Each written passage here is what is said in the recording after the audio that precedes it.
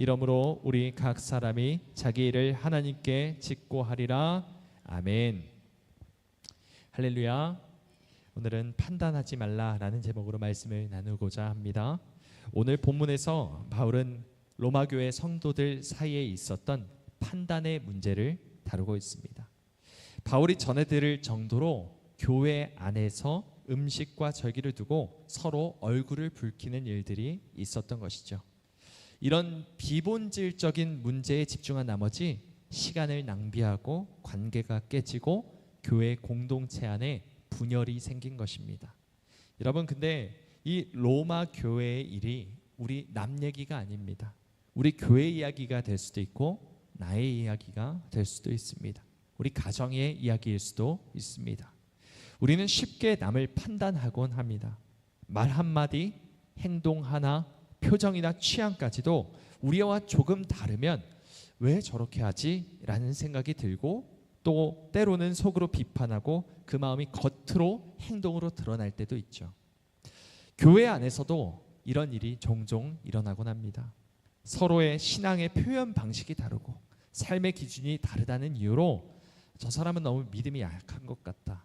또 반대로는 또 저 사람은 너무 율법주의인 것 같다. 이런 식으로 생각하며 서로를 판단하게 될 때가 있는 것이죠. 오늘 로마서 본문은 우리가 본질이 아닌 것으로 다투지 않고 나아가 과연 우리가 집중해야 하는 것이 무엇인지를 알려주고 있습니다. 오늘 말씀을 통해 우리 모두가 서로를 판단하는 대신 서로를 관용함으로 인해 주님 앞에 온전히 서는 귀한 은혜가 있기를 소망합니다. 바울은 오늘 본문 1절 말씀에서 이렇게 말씀합니다. 여러분 성경으로 한번 읽어볼까요? 시작. 믿음이 연약한 자를 너희가 받되 그의 의견을 비판하지 말라. 아멘. 여러분, 이 말은 단순한 조언이 아닙니다.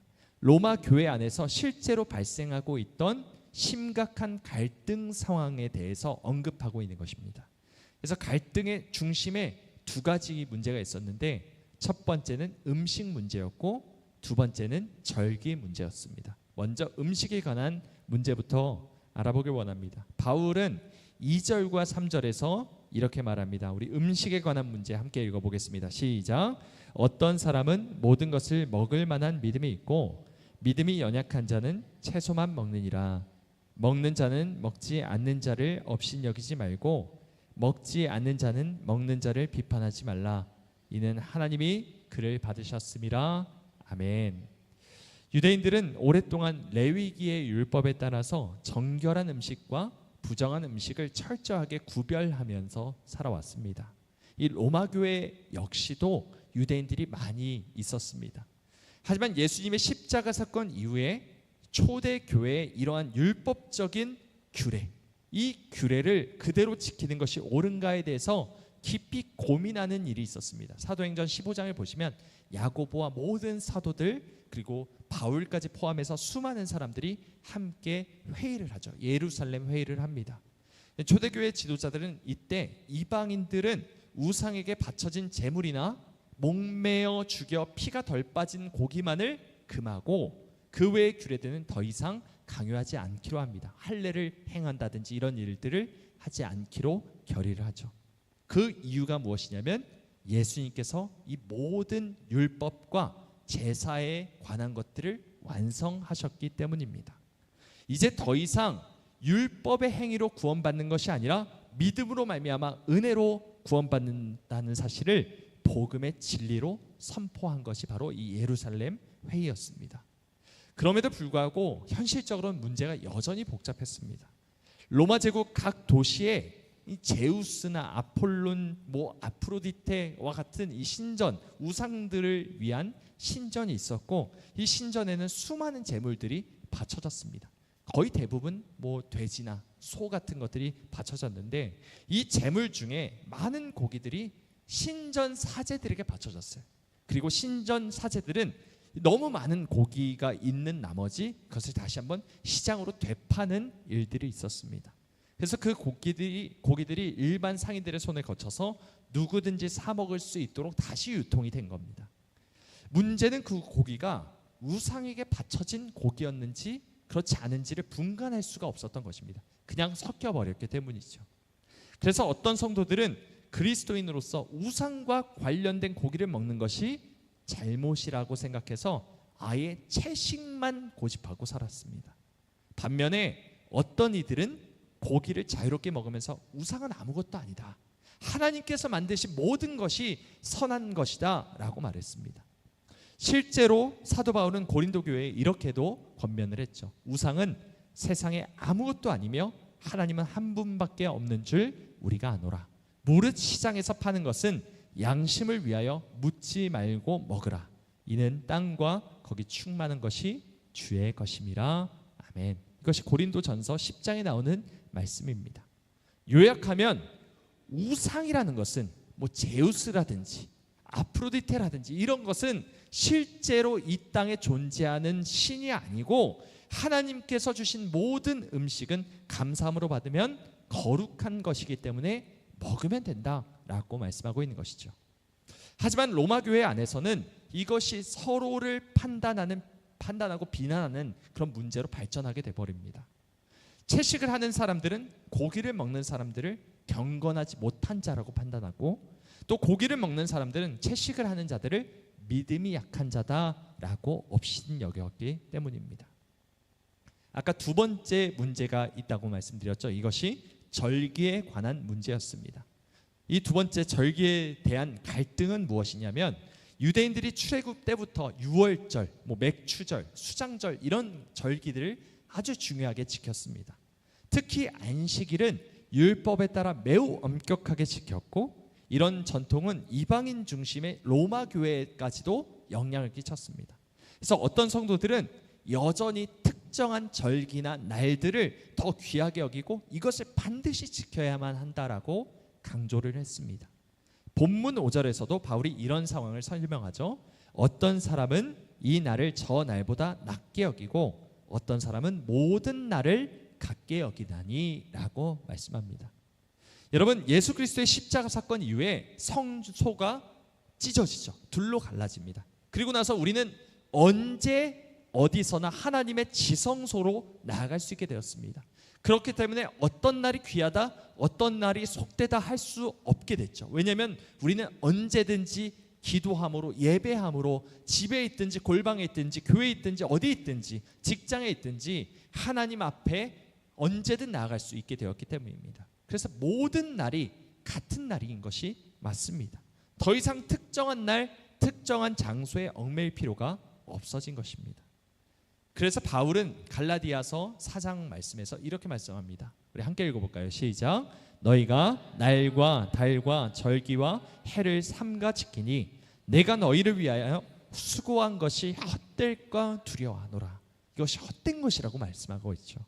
분명 이 말씀처럼 이런 날과 달과 절기 이런 것들을 지키는 것은 아무런 의미가 없는 것입니다. 하지만 많은 이 교인들이, 이 로마 교회 성도들이 이런 비본질적인 것에 너무 많은 에너지와 시간과 이 관계의 비틀어짐이 있었던 것이죠. 그것으로 낭비를 해왔던 것입니다. 로마 교회에서는 여전히 절기를 지켜야 한다고 주장하는 이들과 자유를 누리는 이들 사이에서 다툼이 일어났습니다. 이들은 음식에 관한 일로 싸우고 절기에 관한 일로 싸우면서 서로 조금도 양보하지 않고 자신이 옳다고 주장했습니다. 문제는 이것이 성경의 기준으로 본 것이 아니라 나의 기준으로 서로를 판단하고 손가락질 했다는 것입니다. 바울은 이 문제에 대해서 아주 분명하게 말씀합니다. 믿음이 약한 자든 강한 자든 하나님을 위한 마음으로 행한다면 그것으로 충분하다라고 말씀하고 있는 것이죠. 그는 특히 2절 말씀에, 여러분 성경으로 2절 말씀에 보시면 채식을 하는 사람들을 믿음이 연약한 자라고 표현합니다. 믿음이 연약한 자도 있고 믿음이 좀 더 강한 자도 있다는 것은 분명한 사실입니다. 하지만 여기서 말하는 믿음의 연약함이란 틀렸다는 것이 아니라 믿음이 조금 덜 성숙해졌다는 것이죠. 이것이 하나님 앞에서 손가락질 당할 만한, 업신여김을 당할 만한 잘못된 일이 아니라고 말씀하고 있는 것이죠.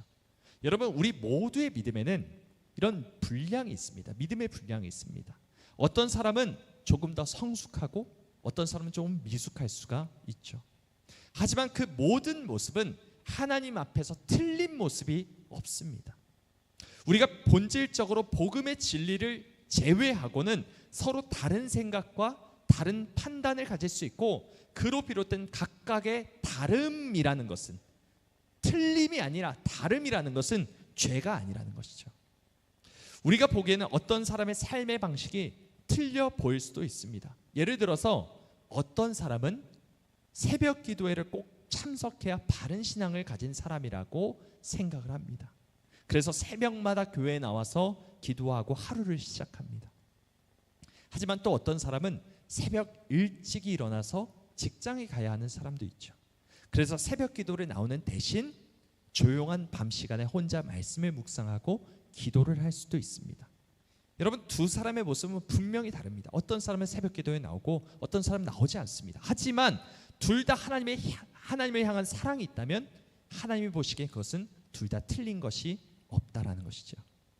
또 어떤 사람은 영화나 음악, 유튜브와 같은 대중문화는 영적으로 해롭다고 말합니다. 그래서 이것을 보지 말라 말합니다. 어떻게든 될 수 있으면 이것을 시청하지 않는 쪽으로 가야 한다.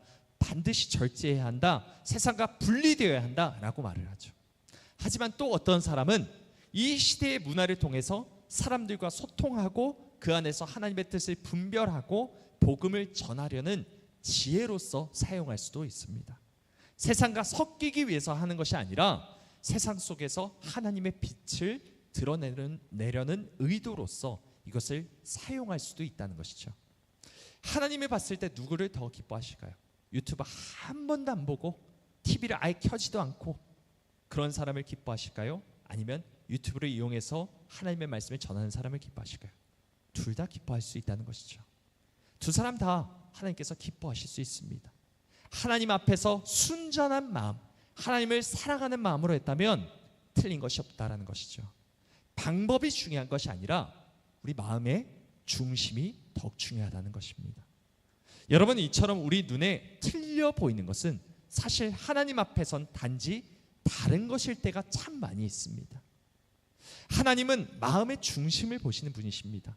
겉으로 드러난 행위보다 그 행위에 숨겨져 있는 그 마음의 동기를 더욱더 살펴보시는 분이시죠. 우리의 모든 행위가 하나님을 향한 감사와 경외에서 비롯된 것이라면 하나님께서는 그것을 기쁘게 받으실 것입니다. 우리 6절 말씀 함께 읽어볼까요? 6절입니다. 시작. 나를 중히 여기는 자도 주를 위하여 중히 여기고 먹는 자도 주를 위하여 먹으니 이는 하나님께 감사하며 먹지 않는 자도 주를 위하여 먹지 아니하며 하나님께 감사하느니라. 아멘. 여러분, 하나님께서 정말 문제 삼으시는 것은 믿음의 분량의 차이도 아니고 절기를 지키는 여부도 아니고 먹는 것도 안 먹는 것도 아닙니다. 서로의 다름을 보고 손가락질하고 정죄하는 태도, 이것이 있냐 없냐를 더욱더 문제 삼으신다는 것이죠. 우리는 이 말씀으로 스스로를 말씀으로 빛비춰 보길 원합니다. 나는 어떠한가를 거울로 보듯이 이 말씀을 한번 보길 원합니다. 로마 교회의 갈등은 2000년 전의 이야기입니다. 하지만 우리 안에도 여전히 판단하는 마음, 비판하는 손가락질하는 것들이 우리의 행위 가운데 있죠. 음식이나 절기의 문제는 더 이상 우리에게 아무런 문제가 아닙니다. 우리가 우상 숭배를 해서 그것을 먹는 걸로 인해서 왈가왈부하지는 않습니다. 하지만 그 대신 우리의 성격이나 우리의 모든 성향, 예배를 드리는 방식, 정치적인 성향, 신앙의 어떤 방법들, 이런 것들로 사람을 쉽게 판단하곤 한다는 것입니다. 4절에서 바울은 분명히 이렇게 말씀합니다. 남의 하인을 비판하는 너는 누구냐? 그가 서 있는 것이나 넘어지는 것이 자기 주인에게 있음에 그가 세움을 받으리니 이는 그를 세우시는 권능이 주께 있음이라. 아멘. 여러분, 바울은 본문에서 무려 4번이나 비판하지 말라고 반복하여 강조합니다.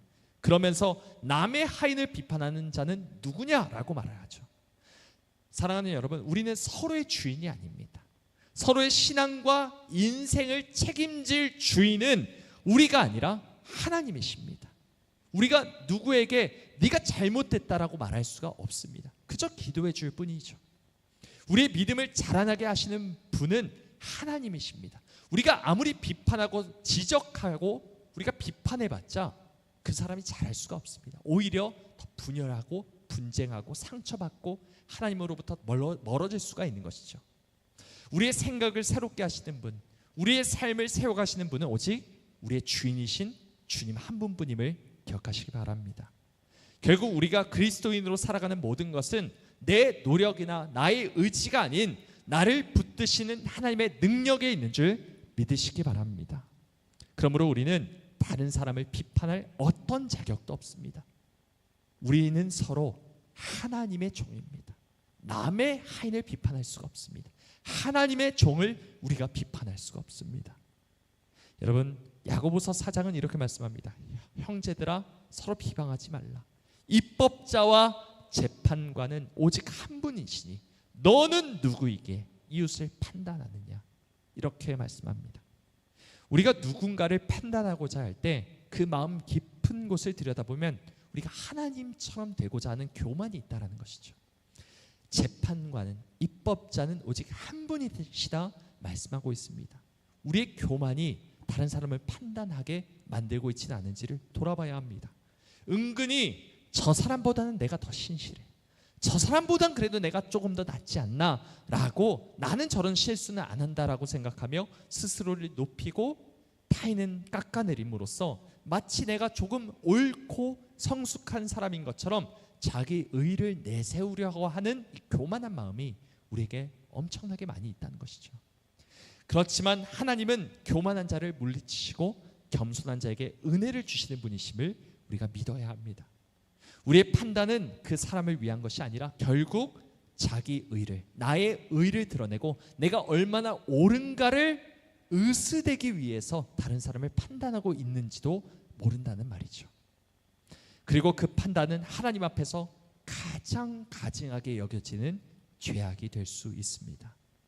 사랑하는 여러분, 우리가 진정 하나님을 주인으로 고백하는 그리스도인이라면 이 말씀을 가볍게 흘려듣지 않기를 원합니다.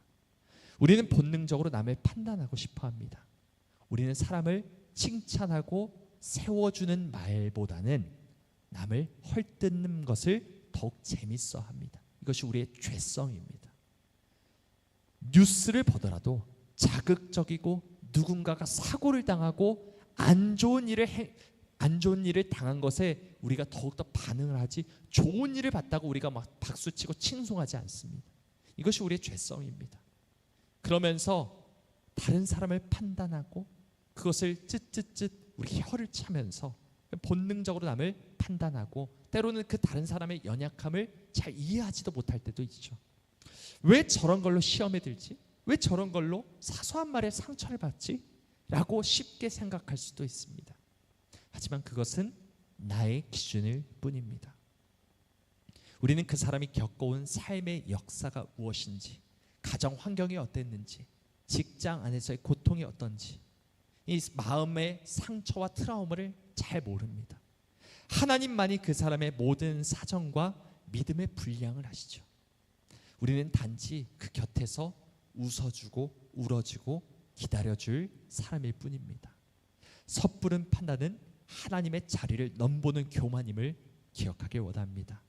우리 함께 8절 말씀 읽어보겠습니다. 시작. 우리가 살아도 주를 위하여 살고 죽어도 주를 위하여 죽나니 그러므로 사나 죽으나 우리가 주의 것이로다. 아멘. 사랑하는 여러분, 우리가 누구의 것입니까? 주님의 것입니다. 여러분 옆에 계시는 분에게 좀 이렇게 말씀해 주시겠어요? 당신은 주님의 것입니다. 제가 함부로 판단하지 않겠습니다. 네, 아멘입니다. 주님의 종이자 주님의 자녀이십니다. 여러분들은 주님의 것입니다. 우리가 서로 판단할 수 없습니다. 남의 하인을 판단해서는 안 됩니다. 우리의 모든 판단과 선택과 말과 행동은 주님을 위한 것이어야 합니다. 그리고 그 모든 영광을 하나님께만 올려드려야 합니다. 우리는 하나님께 모든 영광을 드립니다라고 말은 많이 합니다. 하지만 여러분, 이것은 말처럼 쉬운 일이 아닙니다. 내 판단을 멈추는 것, 내 안의 교만을 없애버리는 것, 남보다 내가 나으려고 하는 그 우월감, 열등감에서 사로잡히는 것을 멈추는 것은 너무나도 어려운 일입니다. 그래서 우리는 날마다 그리스도의 마음을 원하고 기도해야 합니다. 그리스도의 겸손을 연습해야 합니다. 우리 모두는 결국 하나님의 심판대 앞에 서게 될 것이기 때문이죠. 우리 마지막으로 12절 말씀을 읽어보겠습니다. 시작.